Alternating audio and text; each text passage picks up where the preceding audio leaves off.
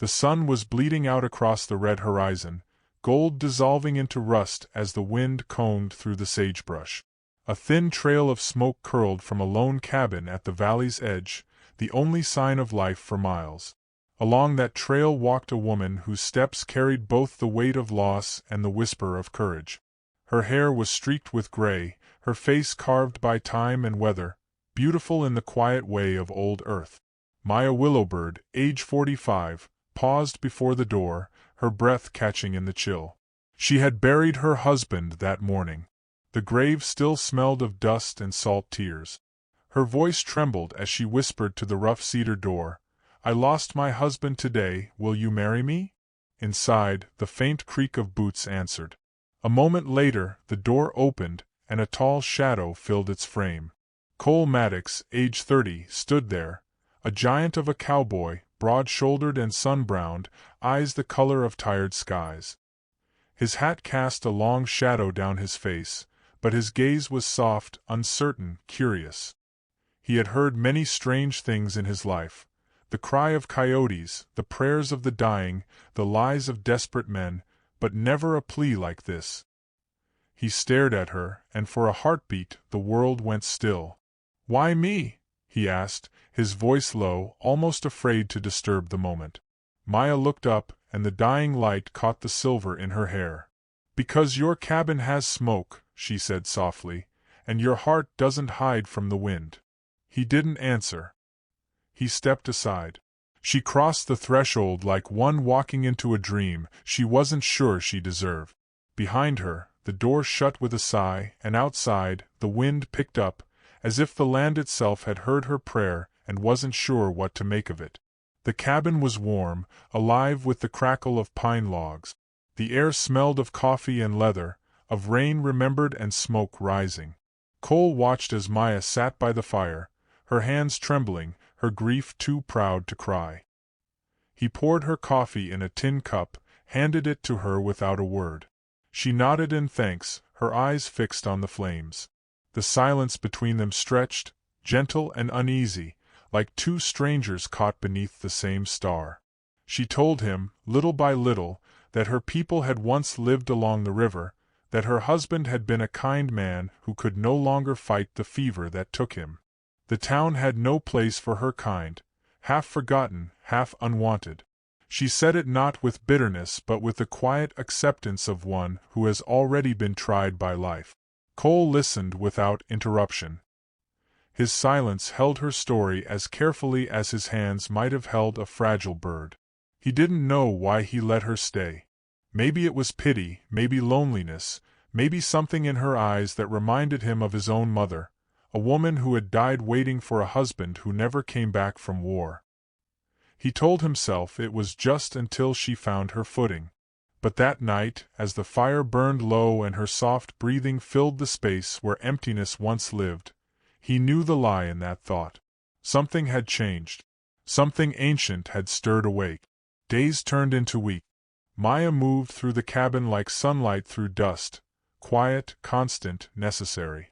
She mended his shirts, tended the small garden out back, and sang old songs under her breath while grinding herbs in a wooden bowl. Cole would return from the fields at dusk, his boots heavy with dust, and find her waiting with supper and a look that made the day's labor feel less hollow. Their words were few, but their silences grew warm. One evening, he brought her wildflowers from the valley, blue lupin, white yarrow, a handful of red earth still clinging to the root. She smiled, said nothing, and placed them in a chipped glass jar on the windowsill. That night, he carved her a comb from bone.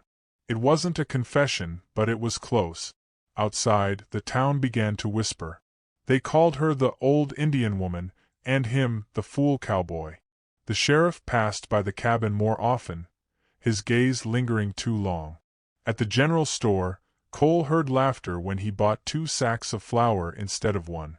He said nothing. He just worked harder, his shoulders carrying both their lives. Still, sometimes, when the wind rose in the evenings, Maya would stand at the window and watch the shadows moving down from the ridge. "They won't let peace last," she would say quietly. He would touch her hand, rough against delicate skin, and reply, Then we'll build our own peace. But peace, like love, often comes at a price the world refuses to pay. One afternoon, while Cole was away fixing fences for a neighboring ranch, the sheriff came riding up the hill with 3 men behind him. Dust rose around their horses like ghosts. Maya stood in the doorway as they dismounted. Sheriff Briggs, a broad man with a trimmed mustache and tired eyes, looked at her for a long moment before speaking. "Miss Willowbird," he said, his tone formal, almost respectful, "you must leave this town. The people here want peace, and because of you, everyone is troubled." She folded her shawl tighter around her shoulders. "Peace," she said, her voice calm, "is not something you drive away, Sheriff."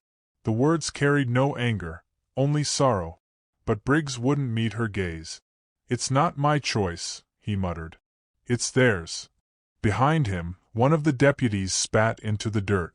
"We won't harm you, ma'am," the sheriff said softly. "Just go away from here." Maya didn't plead.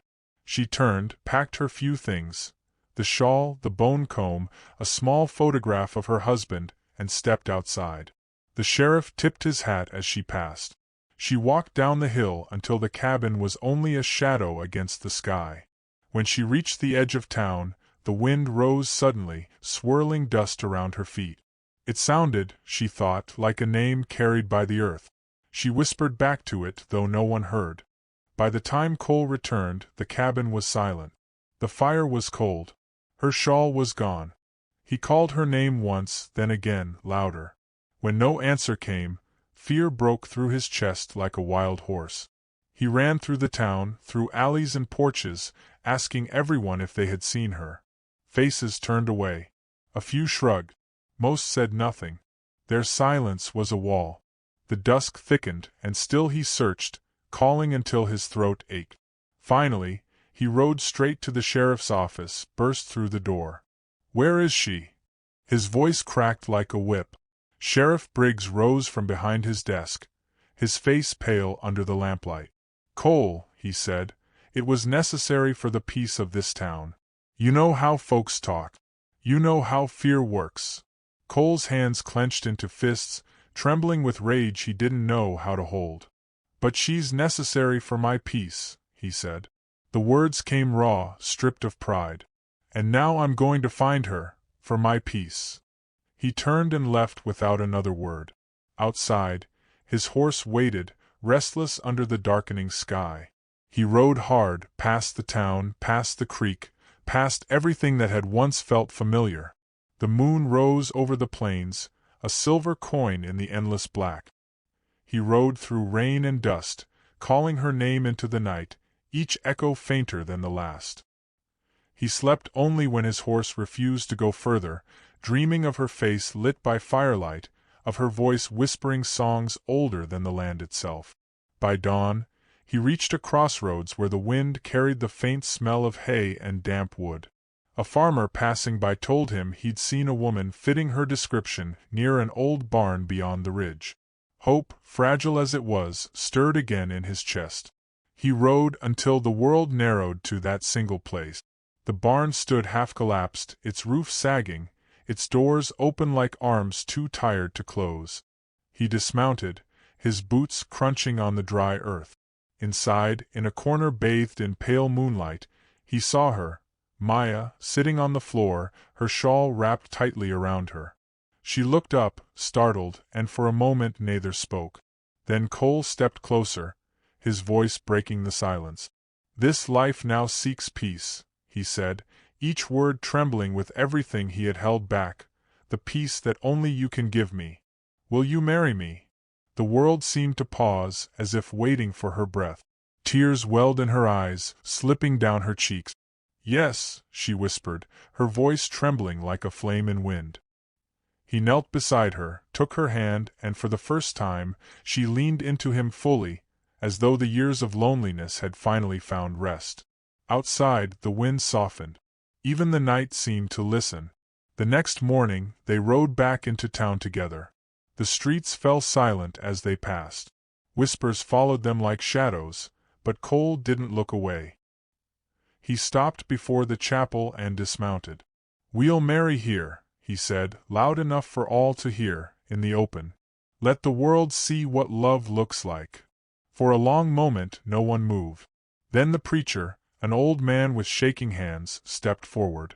He opened his book and began the words that had bound countless hearts before theirs. When it came time to seal it, Cole lifted her face in both hands and kissed her. The crowd fell utterly still. In that silence, something in the town shifted, not loudly, but deeply, like snow melting in spring. Even Sheriff Briggs removed his hat. And then, slowly, they began to dance. There was no music, only the rhythm of boots brushing dust, her shawl fluttering like wings, their shadows swaying against the ground.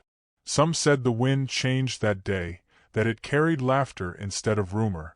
Children stopped to watch. Even the old widow who once spat at Maya's passing pressed a hand to her heart.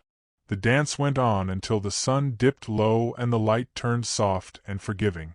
Years later, people would still speak of that day, of how a giant cowboy and an old native woman had turned the town's shame into grace with nothing more than love and stubbornness. Cole and Maya built their life quietly after that, tending fields, raising horses, mending fences.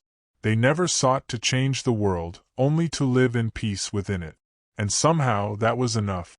Now and then, travelers passing through would hear the story, told by an old voice beside a dying fire. Perhaps it was Cole's voice, or perhaps just the memory of it carried by the wind. Love doesn't always come dressed in youth or glory, the voice would say. Sometimes it arrives after loss, after exile, when all that's left is truth. Peace isn't given by towns or laws. It's chosen, between two hearts willing to stand against the silence. And if you ever wander through that valley at dusk, when the light turns to honey and the wind hums low, you might feel it, the faint echo of a dance in the dust, the whisper of a woman's yes carried across the red earth. And for a moment the world will feel gentle again.